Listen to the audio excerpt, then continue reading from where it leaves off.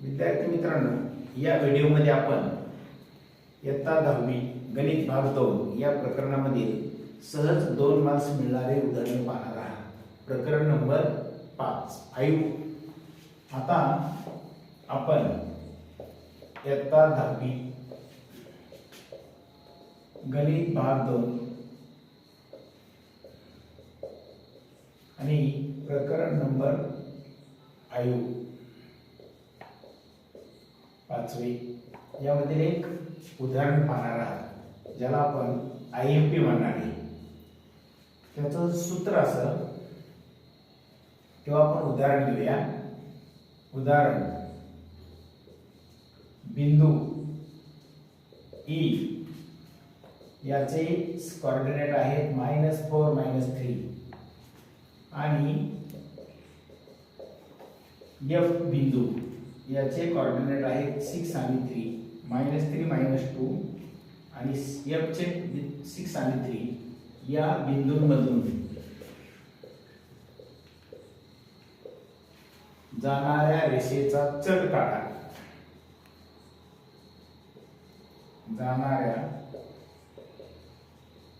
रेषेचा चढ काढा. क्वेश्चन लक्षात ठेवा. प्रश्न असा आहे, रेषेचा चढ slope of line. Find the slope of line. Okay. Points दिले, बिंदू दिले E आणि बिंदू दिला F. या दोघांचे सहगुणक दिले, कोऑर्डिनेट दिले -4 -2 आणि 6 आणि 3 असे दोन बिंदू दिले. दोन बिंदूंमधील रेषेचा चढ काढायचा आहे. तर सूत्र असं, सूत्र आहे रेषेचा चढ बरोबर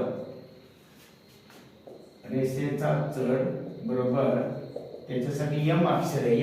M अक्षर रेषेचा चढ लिहिण्यासाठी वापरतात. रेषेचा चढ बरोबर y2 - y1 छेद x2 - x1 हे सूत्र आहे.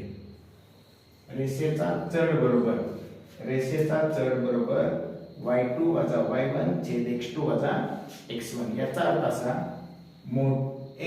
y2 हा पुढे आहे, पुढच्यातून पाठीमागचा मायनस करायचा. y2 - y1 किंवा x2 - x1. ओके. आता या एक्झाम्पल मध्ये, या उदाहरणामध्ये आपल्याला दिलेले आहेत बिंदू. ते आहेत E आहे -4 -2, या बिंदूला म्हणायचं x1 y1.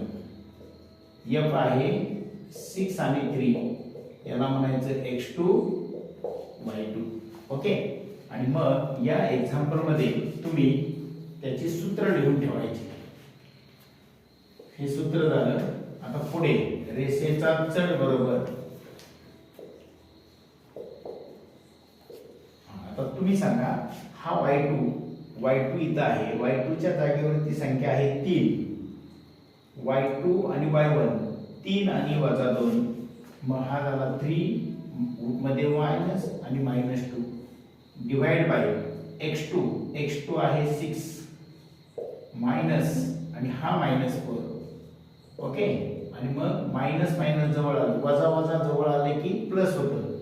मग हे झालं 3 + 2 आणि 6 + 4 हे झालं 5/10 म्हणजे 1/2. याला म्हणायचं रेषेचा चढ. अशीच उदाहरणे पुढच्या व्हिडिओमध्ये पाहू.